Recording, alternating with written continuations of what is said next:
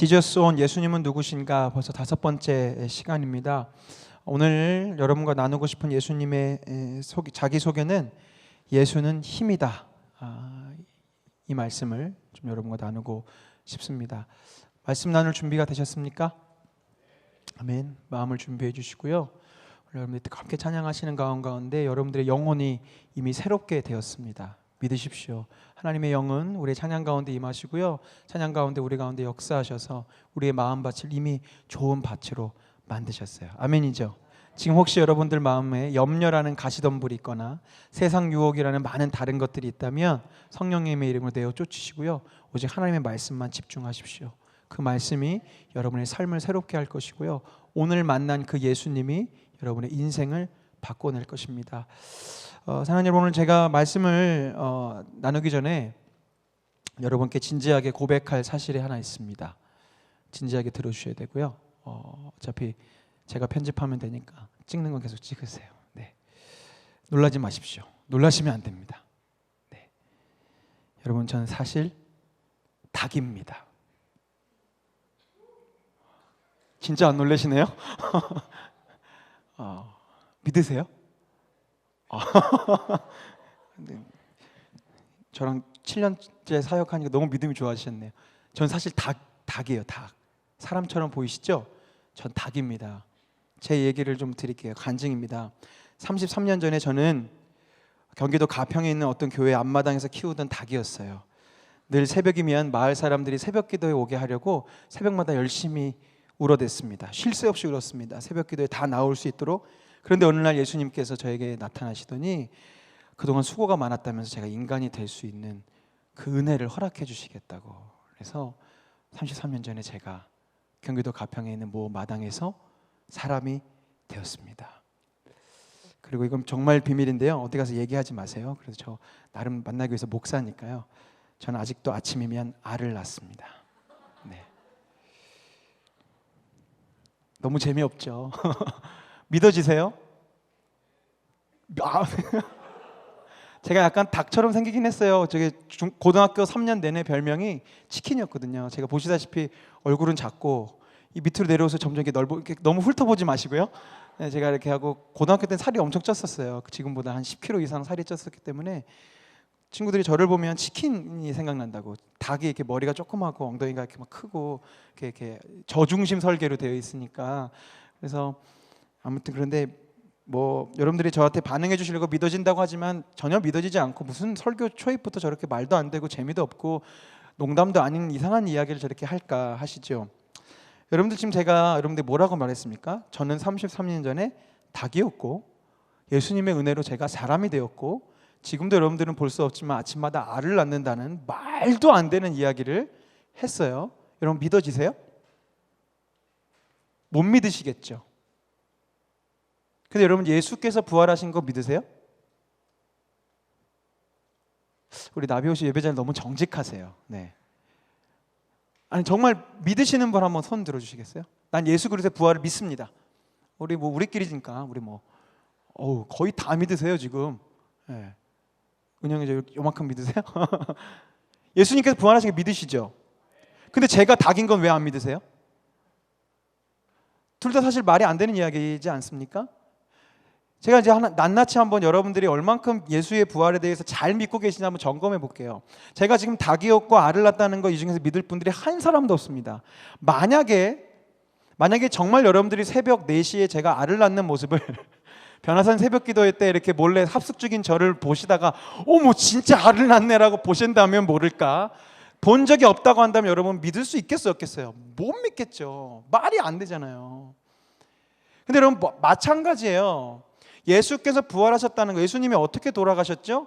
물론 우리는 믿기에 부활하셨지만 만약에 부활이라는 사건을 아직 우리가 해결하지 못한, 믿을지 안 믿을지 해결하지 못한 상태라고 보자면 예수님께서 곤히 이렇게 주무시다가 잠잠히 돌아가셨나요? 아닙니다. 예수님의 십자가 처형은 성경에만 기록된 것이 아니라 그 당시 로마 역사책과 유대인 역사책의 역사적인 사실로, 팩트로 기록된 사건이었어요.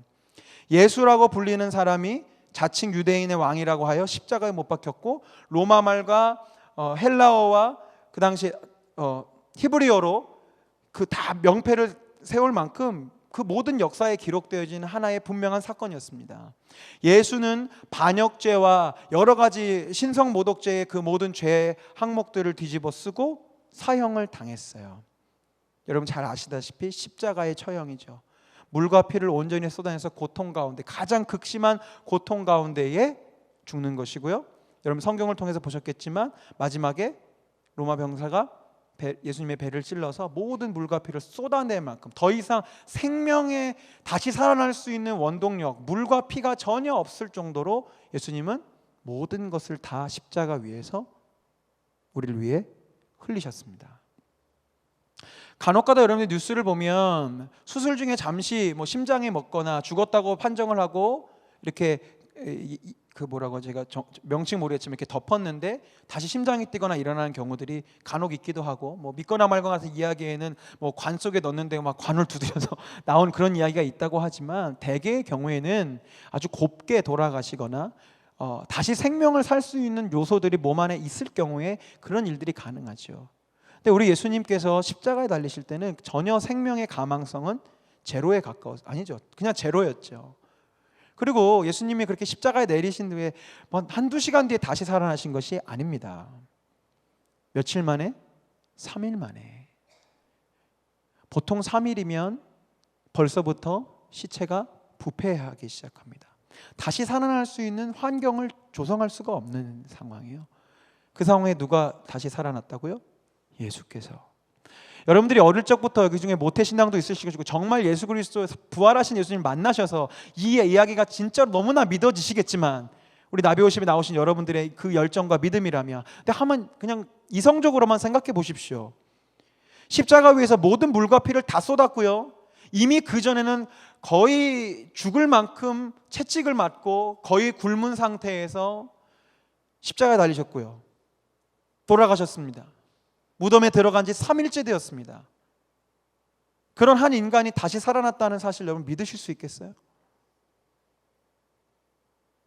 제가 닭이었던 것도 믿지 못하시는데 이건 그것보다 더 불가능한 거거든요.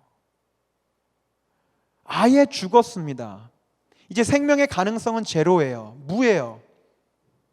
근데 우리 주님이 창세기에서 무에서 유를 창조하시듯이 다 죽어있는 예수 그리스도를 살리셨단 말입니다. 제가 왜 오늘 말씀을 열어갈 때 부활에 대한 이야기를 계속 중요하게 이야기하느냐, 이 부활에 대해서 여러분들이 얼만큼 믿고 있느냐, 그리고 어떻게 믿고 있느냐가, 예수는 힘이다, 우리 말은 많이 듣고 이따가도 결단 찬양하겠지만 예수는 힘이시고 나의 능력이시고 주는 나의 힘이요, 우리 여러분 고백하시지만, 여러분들이 부활을 어떻게 믿고 얼만큼 믿고 있느냐가 내 안에 예수께서 힘되시는 것과 거의 정비례하기 때문에 제가 이 도전을 계속 드리는 거예요. 여러분 정말 믿습니까? 정말 예수님 부활하는 걸 믿어지세요? 믿고 계세요? 저는 모태신앙이었습니다. 어릴 적부터 제 기억이 있는 첫 장면이 교회 유치부실이었어요. 제 기억에 제가 한 4살 때부터 기억이 나는데, 첫 기억이 아무튼 교회에서 무슨 만화 영화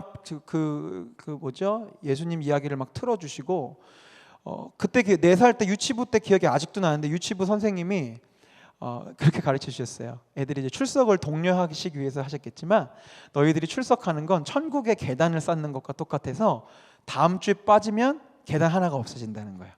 그러니까 천국 갈 때 빠진 만큼 높이 올라가야 되니까 빠지지 말고 나오라고, 그런 이야기를 막 들었던 게 기억납니다. 천국에 가려면 계단을 이렇게 계속 쌓아가야 되는구나, 매주 예배 열심히 나가야지, 막 그런 생각을 했었어요. 어릴 적부터 교회를 다녔고요. 참 감사하게도 어릴 적부터 그 복음의 기본적인 교리들 있잖아요.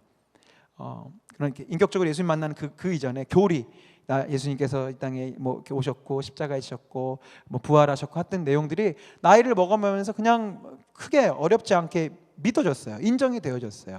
그리고 어떻게 믿음으로 인정이 됐냐면, 진짜 믿고 이렇다기보다 신이라면 그 정도는 할 수 있지 않을까 정도의 믿음이었던 것 같아요.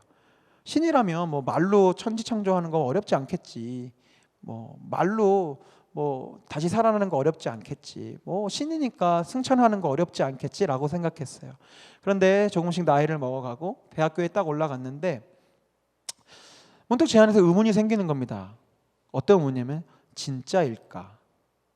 내가 그동안 참이라고 믿어왔고 진리라고 여겨왔고, 그래서 찬양도 하고, 뭐 중고등학교 때부터 아시는 분은 아시겠지만 기타 메고 찬양하고 막 그렇게 해왔는데, 과연 지금 내가 이렇게 고백하는 예수님이 진짜일까라는 질문을 스스로 한번 갖게 됐어요. 그리고 그때부터 성경을 처음으로 비판적인 시각으로 한번 읽어보기 시작했습니다. 그전에는 뭐 숙제처럼 읽기도 했었고, 또 성경이 재밌어서 읽을 때도 있었고 그랬지만, 한번 거짓말 같은 걸 한번 찾아봐야 되겠다라는 마음으로 성경을 읽기 시작했어요. 감사하게도 만약에 제가 구약부터 읽었다면, 구약에는 이렇게 좀 난해한 구절들도 있고 요소마다 조금 다르게 표현한 것들이 있어서 아마 구약부터 읽었다면 거봐, 성경이 틀렸네, 여기랑 좀 다르네 라고 하면서 이렇게 믿음을 떠났을 텐데, 또 제 마음에는 그래도 기독교의 핵심은 예수님이니까 복음서부터 제대로 한번 읽어봐야 되겠다라고 해서 마태복음부터 비판적으로 한번 읽기 시작했어요. 막 예수님 족보도 진짜 비교해보고 막, 근데 막 안 틀리는 거예요. 막 비교해보고 뭐 하다가 제가 예수 그리스도를 믿을 수밖에 없는 장면이 왔는데, 많이 가지도 않았어요. 딱 마태복음에서 예수님의 제자들이 예수님이 십자가에 달리실 때 다 도망가고, 그 다음 예수님이 부활하시고, 그 다음 다시 다 모여서 예수님의 사명자로 파송되어지는 그 장면을 딱 보는 순간 제가 예수 그리스도를 믿게 되었습니다. 왜냐하면 이렇습니다. 제 머릿속에 흘러간 논리는 이래요. 예수 그리스도의 부활은 솔직히 너무나 믿을 수 없는 이야기다. 이성적으로 생각할 때, 과학적으로 생각할 때 이것은 불가능한 일입니다. 불가능한 일이에요. 그렇죠? 지금도 그런 일들은 일어나지 않습니다. 우리 중에 어느 누구도 그것을 눈으로 본 사람은 없어요. 다 성경을 통해서 누군가의 전도와 설교와 복음의 이야기들을 통해서 여러분들이 인정하고 믿기로 다짐했을 뿐이지, 이 중에서는 한 명도 예수님 실제로 부활하신 거 본 사람은 없습니다. 그렇다면 둘 중에 하나죠. 예수 그리스도의 부활은 예수님을 따르고자 하는 사람들이, 즉 기독교에서 지어낸 소설 같은 이야기거나 거짓말이거나, 아니면 실제로 있었던 일이거나. 근데 제가 왜 예수의 제자들이 도망가고 그 다음 사도행전에서 이어지는 그 모든 이야기들을 보면서 예수님 믿기로 했느냐? 아주 간단했어요. 여러분들은 거짓말을 언제 하십니까? 신호 전사님, 거짓말 하시죠? 전사님도? 네. 벌써부터 거짓말이에요. 저 인자한 미소 거짓말입니다. 그죠? 거짓말 안 하세요? 하죠. 고마워요. 이럴 때는 안 해도 한다고 해줘야 돼요. 언제 거짓말 하시죠? 불리할 때, 그렇죠? 불리할 때, 내가 무언가 잘못을 하거나 내가 내 위기를 모면하거나 이 거짓말 한마디면 무언가 유익을 얻을 수 있을 때 여러분 거짓말합니다. 그렇죠? 정상적인 사람이라면 여러분들이 거짓말을 할 때는 반드시 거기에는 어떠한 이익과 유익과 목적이, 선한 목적이, 그러니까 나에게 있어서 좋은 목적이 있기 때문에 거짓말을 하지, 나한테 손해가 오고 나한테 피해를 입고 내가 그걸 통해서 불이익을 당하는데 그럼에도 불구하고 거짓말하지는 않아요. 그렇죠? 특히 우리 여자분들 서로 거짓말 자주 하시잖아요. 오늘 나 어때? 속으로는 되게 안 예쁜데 너 오늘 너무 이쁜 것 같아. 왜요? 두 사람의 관계가 깨어지는 것을 원치 않기 때문이죠. 불이익을 생각한다면 너 오늘 진짜 아니다. 뭐 정말 친하면 그렇게 얘기할 수도 있겠지만 대개는 그냥 겉으로 좋은 척 얘기합니다. 그렇습니다. 여러분들 거짓말을 할 때는요, 반드시 거기에는 아무리 작은 것이라도 나한테 조금이나마 유익이 되고 그것을 통해서 내가 위기를 모면할 수 있기 때문에 거짓말을 하는 거예요. 가만히 보니까 예수 그리스도의 부활을 증거하고 이야기하는 사람들이 만약에 거짓말이라면 이게 앞뒤가 맞지 않아지는 겁니다. 왜냐하면 그 사람들이 지금 예수님이 부활했다고, 베드로나 요한이나 이런 사람들이 예수 그리스도 부활한 걸 내가 목격했고 봤다고 증언하는 것으로 유익을 얻은 게 있습니까? 없습니까? 없습니다. 단언컨대 없고요. 성경에만 그런 것이, 제가 말했잖아요. 굉장히 비판적으로 보아가기 시작했다고. 로마 역사가 증명해요. 기독교가 AD 313년 공인받기 전까지 예수 그리스도가 부활했다고 증거하고 그렇기 때문에 예수를 주로 고백하는 사람은 다 순교를 당하거나 사형을 당하거나 유배를 당하거나 불이익밖에는 없었습니다. 유대인 사회에서 퇴출당하고요, 로마 사회에서는 핍박을 받았습니다. 뭐 때문에요? 예수 그리스도께서 부활하셨다고 고백하는 것 때문에. 저는 여기서 믿지 않을 수가 없는 거예요. 진짜 이분들은 초대교회의 그 사도들과 예수님의 제자들이 정말로 예수 그리스도가 부활했던 것을 눈으로 목격하고 만지고 예수님과 40일 동안 그 부활의 그 시간들을 보냈기 때문에 목에 칼이 들어온들 그것을 거짓말로 못 봤다고 할 수가 없는 것이죠. 그래서 저는 지금도 목회를 하면서 여러분들에게 복음을 당당히 전할 수 있는 이유가 본 적도 없는 예수님의 부활을 제가 제 믿음과 결단으로 여러분에게 선언하고 선포하고 예수밖에 없다고 이야기할 수 있는 근거가 바로 여기 있습니다. 예수님의 부활은 진짜이기 때문에. 그리고 그 진짜이신 예수님을 내가 부여잡고 부르짖었더니 내 안에서 역사하신 예수님을 또 내가 만나니까, 하루하루 만나면서 살아가니까 예수님을 부정할 수 없는 거예요. 부인할 수 없는 거예요. 여러분, 예수 그리스도께서 부활하셨다는 걸 여러분 정말로 믿으셔야 합니다. 아멘. 저처럼요, 여러분의 믿음으로 고민하셔야 돼요. 그냥 그거 믿으면 천국 간대 하니까 믿어야지. 예전에 저 어릴 시절처럼 하나님이 뭐 그걸 못하겠어? 예수님 신이었는데 뭐 죽었다 살아나는 걸 뭘 못하겠어? 그런 개념이 아니고요. 그 사실, 그 역사적인 사실을 정말로 나의 것으로, 내 믿음으로, 그래서 나의 예수님이 정말 믿음직하고 믿어야 하고 믿을 수밖에 없다는 것을 여러분들이 고백하실 때 지난 몇 주 동안 나눴던 그 예수님이 여러분의 예수님이 될 수 있는 거예요. 오늘 예수님이 그렇게 자기를 소개하십니다. 사랑하시던 나사로의 죽음 앞에서 슬퍼하는 가족들을 향해 말씀하시죠. 요한복음 11장 25절 다시 제가 읽어드리겠습니다. 예수께서 이르시되 나는 부활이요 생명이니 나를 믿는 자는 죽어도 살겠고 무릇 살아서 나를 믿는 자는 영원히 죽지 아니하리니 이것을 내가 믿느냐. 여러분 믿으십니까? 아멘. 제가 강요가 아니라 여러분들 저랑 동일한 고민을 하면서 이제 믿기로 결단하시는 거잖아요. 예수께서 이르시되 나는 부활이요 생명이 나를 믿는 자는 죽어도 살고 이것을 내가 믿느냐. 자, 아멘. 우리 믿습니다. 근데 제가 좀 짓궂지만 한번 다시 질문 드릴게요. 이 구절 한번 다시 띄워주십시오. 여러분들 이게 이해가 되세요? 예수께서 이르시되 나는 부활이요 생명이니, 이건 이제 내가 믿어진단 말이죠. 본 적은 없지만 내가 성경의 권위와 성경에 기록한 사람들의 그 핏값과 그 희생과 그 진실된 그들의 선언을 내가 믿기 때문에 예수께서 부활이고 생명인 건 믿는단 말이에요. 철석같이 믿는단 말이에요. 근데 그 다음 구절을 정말 믿느냐고요. 나는 믿는 자는 죽어도 살겠고 무릇 살아서 나를 믿는 자는 영원히 죽지 아니하리니 이것을 내가 믿느냐. 이해가 되세요? 여러분 성경을 읽을 때 가끔은 정말로 내가 이 말씀을 이해하고 있는지 한번 이렇게 질문해 보실 필요가 있습니다. 그런 탐구심과 의구심이 여러분의 믿음을 더 성장하게 해요.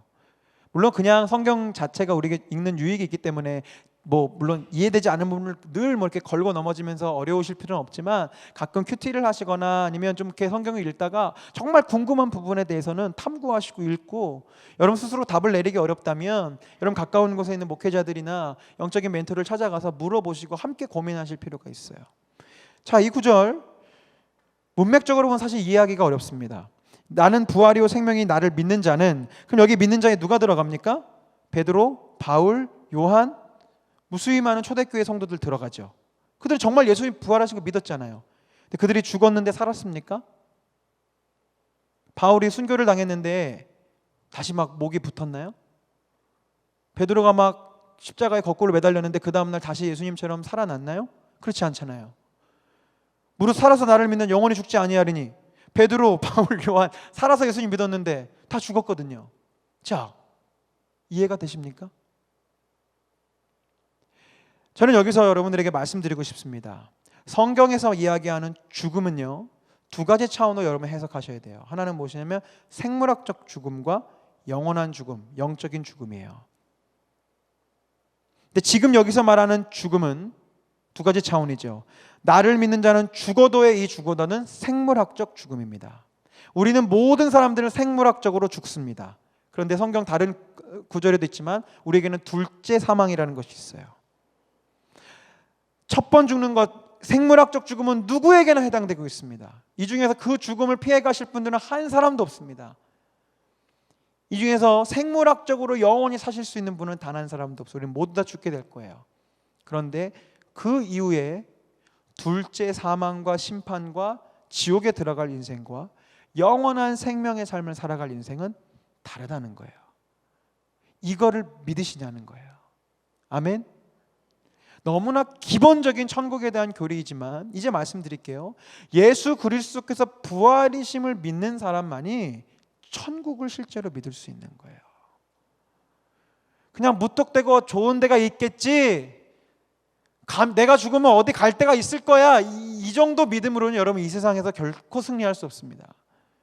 예수 그리스도께서 부활하셨기 때문에 나는 생물학적으로 죽지만 영적으로는 살아날 것이고, 내가 지금 살아서 예수 그리스도를 믿기 때문에 나는 영원한 생명의 개념에서 죽지 아니하는 인생이 될 거라는 그 소망과 믿음이 있다는 겁니다. 에베소서에서 바울은 이것을 더욱더 구체적으로 설명하고 있습니다. 에베소서 1장 17절 19절 표준 세번역으로 여러분이 한번 읽어주셨으면 좋겠습니다. 시작.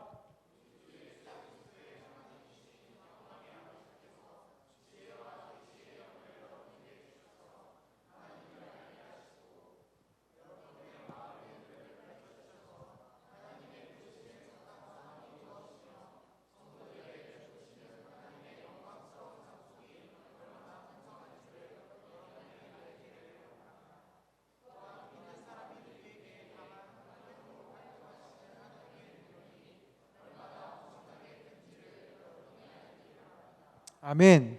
지금 바울이 에베소 성도들을 향해서 기도하고 있는 겁니다. 기회가 된다면 제가 여러분과 나베오십 자리에서 에베소서를 쭉 한번 이렇게 읽어 내려가고 싶어요. 정말 복음의 핵심이 담겨 있는 귀중한 서신서고요. 제가 작은 교회에 있을 때 그 에베소서를 가지고 몇 주간에 걸쳐서 같이 성도들과 성경 공부를 하면서 저 스스로가 참 많이 도전받고 복음의 힘에 대해서 다시 한번 느낀 적이 있었는데요. 에베소서 1장 1절부터 15절까지는요, 복음 안에서 우리가 받게 되는, 예수님 때문에 받게 되는 9가지 복에 대해서 쭉 열거가 되어 있습니다. 나중에 한번 나눌 기회가 있을 겁니다. 9가지 복이 쭉 열거된 이후에 바울이 이제 에베소 교회를 성도들을 향해서 기도하고 있어요. 근데 가만 보면 기도이기도 하지만 에베소 교인들을 향해서 요청하고 있는 것이기도 합니다. 지금 17절 끝에 알게 하시고 18절 끝에 알게 되기를 바랍니다. 19절에 알기 바랍니다라고 기도하고 있고 요청하고 있어요. 이것이 굉장히 중요한 부분입니다. 지금 바울이 에베소 교회를 향해서 기도를 하고 있고 무언가를 요청하고 있는데, 보통 우리가 가지고 있는 기도의 개념은 어떻습니까? 내가 가지고 있지 않은 것들을 간구하죠. 하나님, 내가 지혜가 필요합니다. 그럼 뭐가 지금 없다는 거예요? 지혜가 없다는 거예요. 하나님, 내가 하나님의 일을 감당하기 위해서 건강이 필요합니다. 건강이 없는 거죠. 하나님의 일을 감당하기 위해서 우리 스태프들이 필요합니다. 함께 일할 사람이 없는 거예요. 그래서 우리는 기도하고 간구하고 요청합니다. 그런데 지금 바울의 기도는 어떠하냐면 알게 해주세요, 알게 해주세요, 알게 해주세요. 그렇다면 이미 지금 알아야 할 것들이 어디에 있다는 거예요? 에베소 교회 성도들 안에 있다는 거예요. 그런데 문제는 이미 있는데 뭐 하고 있어요? 모르고 있으니까. 이미 주어진 복과 이미 주어진 능력과 이미 주어진 소망이 에베소 교회에 예수 그리스도 이름을 말미암아 충만한데, 이 성도들이 아직 모르고 있으니까 기도하고 있는 게 뭐예요? 알게 되기를 바랍니다. 알게 되기를 바랍니다. 알게 되기를 바랍니다. 이번 시리즈를 시작하면서 전체적으로 흘러가는 맥락이 있죠. Jesus on. 여러분 안에 예수님이 계십니다. 아멘. 변치 않습니다. 예수님이 계시는데요, 여러분 안에 계신 예수 그리스도를 내가 모르고 그 예수 그리스도를 내 삶의 주인 되지 않게, 즉 Jesus off, 예수님이 꺼져 있으니까 여러분의 삶에서 아무런 능력도 아무런 소망도 아무런 기쁨도 없이 예수를 믿고 교회를 다니고 내가 찬양을 하고 뭔 짓을 다 하지만 세상 사람들과 똑같은 심리 상태와 마음을 가지고 살아갈 수밖에 없는 거거든요. 에베소 교회도 마찬가지였어요. 예수를 믿었고 복음을 받아들었고, 에베소 1장 1절에서 15절까지 기록되어 있는 9가지의 그 복음의 복을 받고 있음에도 불구하고 모르고 있는 거예요. 그러니까 알아라, 알게 되길 바랍니다. 알게 되는 얘기하고 있습니다. 뭘 알아라는 거냐면 18절에서는 부르심에 대한 소망이고요, 18절 그 후반절에서는 하나님의 영광스러운 상속을 알라는 것이고 19절에 우리에게 강한 힘으로 활동하시는 하나님의 능력을 알라는 것입니다. 오늘 이 세 가지 중에서 능력 부분만 여러분과 좀 나누고 싶어요. 이제 이어지는 이 에베소서 1장 후반부와 2장을 보면 이 소망과 상속과 능력에 대해서 하나하나씩 이제 바울이 설명을 하는데 하나님의 능력에 대한 설명이 19절에 기록되어 있습니다. 다시 한번 제가 읽어드릴게요. 또한 믿는 사람들인 우리에게 강한 힘으로 활동하시는 하나님의 능력이 얼마나 엄청나게 큰지를 여러분이 알기 바랍니다. 한국말인데 굉장히 이해하기가 힘들 거예요. 잘 뜯어 읽으시면. 믿는 사람들이 우리에게 강한 힘으로 활동하시는 하나님의 능력이 얼마나 엄청나게 큰지를 여러분과 알기 바랍니다. 제가 하나하나 설명드릴게요. 이 구절 안에 숨겨져 있는 하나님의 능력의 세 가지 특징이 있습니다. 첫 번째는 무엇이냐면 혹시 뜨나요? 첫 번째 같이 읽어볼까? 시작. 믿는 사람들인 우리에게 이미 주어진 것이다. 아멘. 아까 말씀드렸죠. 지금 에베소 교회들을 향해 바울이 하나님의 강한 힘으로 역사하신 능력을 에베소 교인들에게 부어주세요가 아니에요. 그 강한 힘이 있음을 알게 하시기를 바랍니다. 이미 믿는 사람인 우리에게는 뭐가 있어요? 이제 곧 설명드릴 하나님의 놀라운 능력이 이미 내 안에 있어요. 내가 아직 모를 뿐이에요. 내가 아직 다루는 방법을 모를 뿐이지 엄청난 능력이 내 안에 있단 말입니다. 자, 그러면 그 능력은 뭐냐? 두 번째, 시작. 강한 힘으로 활동하시는 힘이에요. 약한 힘이 아니야. 시시한 힘이 아니에요. 그냥 뭐 좀 피곤한데 뭐 안 피곤하게 그런 정도의 힘이 아니에요. 강한 힘이래요. 원어는요, to krates ischius out라는 단어입니다. 그의 힘의 강력으로. 힘이라는 단어가 계속 반복되어져서 엄청난 강조가 이루어진 그런 헬라어적인 표현인 거예요. 너무너무 강력한 힘이라는 것입니다. 그리고 마지막 세 번째 특징은 제가 읽을게요. 우리 안에 있는 그의 능력은 그의 힘이라는 거예요. 예수님의 힘이라는 거예요. 여기서 그렇다면 예수님이 가지고 계신 그 힘은 무엇일까 한번 제가 고민해 봤어요. 그의 힘이 내 안에 강하게 역사하실 텐데 예수님이 가지셨던 능력이 무엇이 있었을까? 뭐 여러분 한번 예수님 기억하시면서 한번 생각해 보세요. 일단 첫 번째, 예수님에게는요 병을 치유하는 능력이 있었어요. 그렇죠? 병을 치유하는 능력이 있었어요. 아시는 분 아시겠지만 저희 아버지도 아프시고 어머니도 아프고 아버지 어머니 아픈 거에 비할 바는 아니지만 아이들이 어리기 때문에 때때로 계속 아픕니다. 그렇게 제 가족들이 아플 때마다 이런 능력이 있으면 얼마나 좋을까 한 번쯤 상상해봐요. 제가 손만 얹으면 막 병이 낫고 막 암이 씻은 듯이 사라지고 안증뱅이가 일어나고 너무너무 감사하고 놀라울 것 같아요. 그리고 사실은 죄송해요, 우리끼리 얘기지만 이런 목회 대박 나겠죠. 네. 나비 오시면 아마 줄을 설걸요. 아마 여기 막 한 번이라도 이렇게 안수를 받겠다고. 네. 이미 우리 스태프들이 양보해주지 않을 겁니다. 네. 오늘은 목이 아파요 막 이러면서. 목회는 아마 대박 날 겁니다. 근데 과연 이런 능력일까? 두 번째, 귀신을 내어쫓는 능력을 예수님 보여주셨어요. 물론 예수님의 제자들과 지금도 많은 주의 종들이 이 사역을 감당하지만 과연 이런 능력을 우리 안에 주신 것일까? 세 번째, 물 위를 걷는 능력도 있으셨어요. 그럼 TV는 나갈 수 있겠죠? 이 정도 능력을 갖고 있으면 스타킹 같은 데나 뭐 어디 나갈 수 있을 거예요. 네. 유튜브 막 조회수 1위 같은 거 할 수도 모르겠습니다. 풍랑을 잠잠케 하는 능력도 갖고 계셨습니다. 아마 그러면 나라에서 저를 데려가겠죠? 국가재난본부 같은 데서 좀 이번에 태풍이 오는데 어떻게 좀 목사님 해주시죠. 좋다고 뭐 이렇게 할 수 있겠죠? 또 예수님은요 순간 이동도 하셨습니다. 벽을 뚫고 다니시기도 했고요. 이런 놀라운 초능력을 보내셨어요. 과연 그런 능력이 있을까? 가끔은 그런 생각해요. 저희 집에 가면 아이들이 이제 막 어질러 놀이방이면 뭐 다 어질러 봐요. 그럼 생각으로 상상해. 자, 레고 블록은 올라와라. 그럼 레고 촥 올라, 칙칙칙 레고 넣고 모든 인형들은 올라와라. 그랬으면 좋겠는데 안 되죠. 네, 제 손으로 분류해서 딱 정리를 하는데 과연 그런 능력일까? 물론 지금 뭐 상상처럼 얘기했죠. 그런 능력이 내 안에 있으면 참 좋겠지만 바울이 얘기합니다. 우리 안에 있는 예수 그리스도의 능력, 그 능력 중의 능력은 사실 여러분 말씀드린 이런 능력도 대단한 능력들인데 제가 이걸 왜 설명드리면 이제 이미 여러분의 능력이 제가 이제 딱 말씀드리면 뭐야 시시한데 별거 아닌데 라고 생각되실 텐데 지금 여러분 이제 곧 말씀드릴 그 능력보다 말씀드린 무리를 걷고 병을 치유하고 순간이동을 하고 뭐 벽을 뚫고 다니는 게 더 필요하고 더 중요한 능력이고 더 강력한 능력이었다면 사랑이 많으신 예수 하나님께서는 그 능력을 주셨을 거라는 거죠. 근데 이 대단한 능력들보다 훨씬 더 놀라운 능력이기 때문에 이 능력을 우리 가운데 주셨다는 거예요. 그 능력은 무엇이냐? 에베소서 1장 20절 21절에 기록되어 있습니다.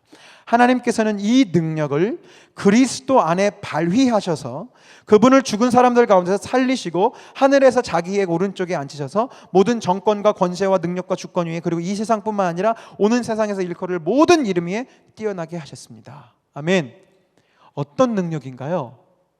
부활의 능력입니다.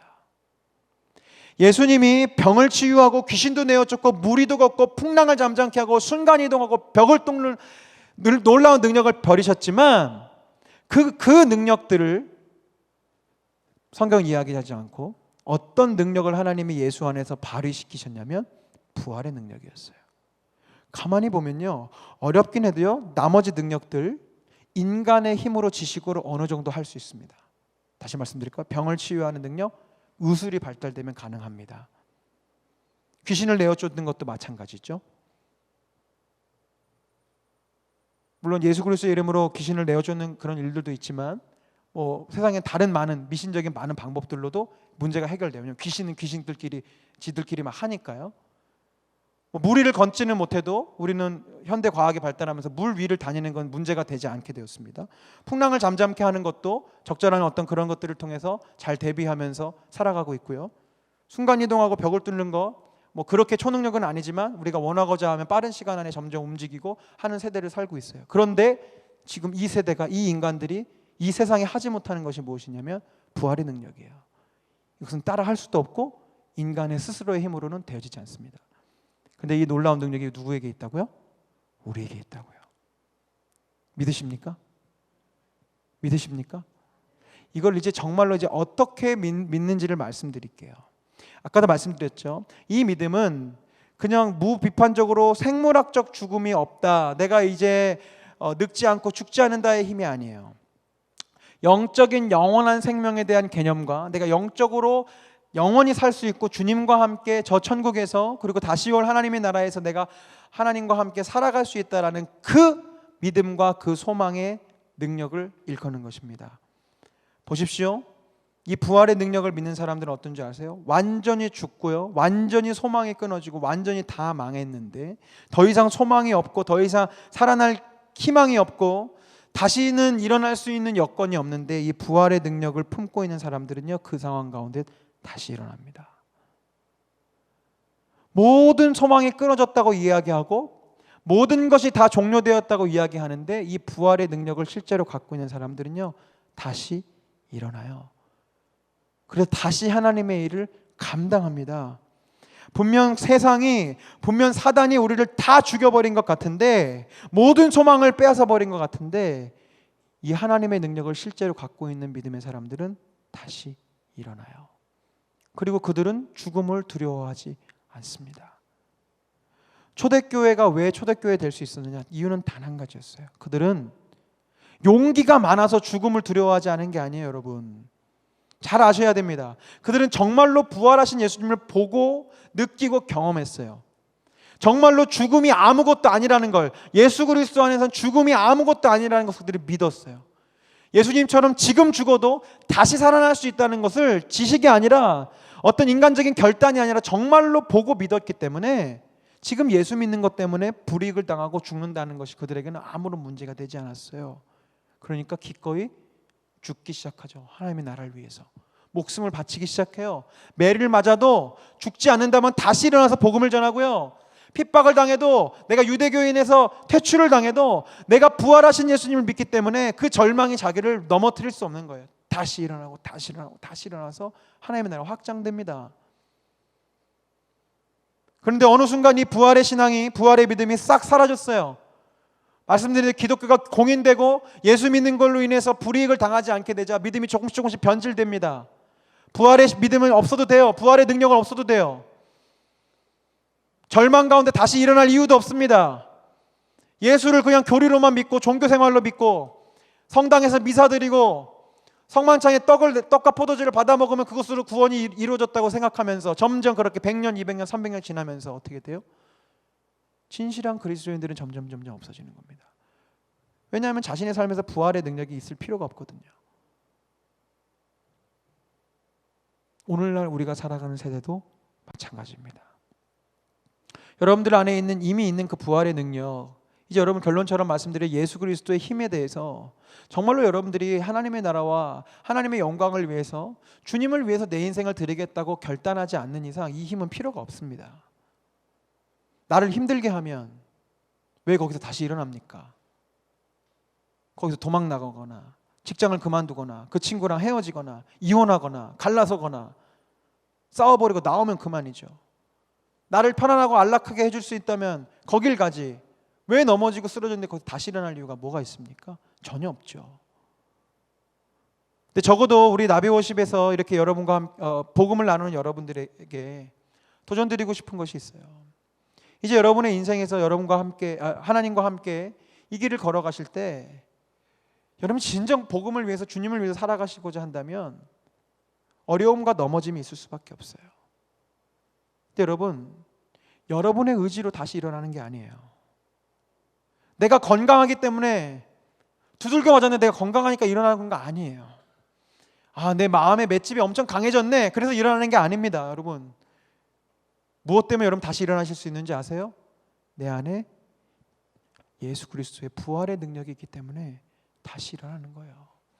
나를 미워 죽이겠다고 하는데 사랑할 수 있는 용기가 생기는 거예요. 내 안에 부활의 능력이 있기 때문에.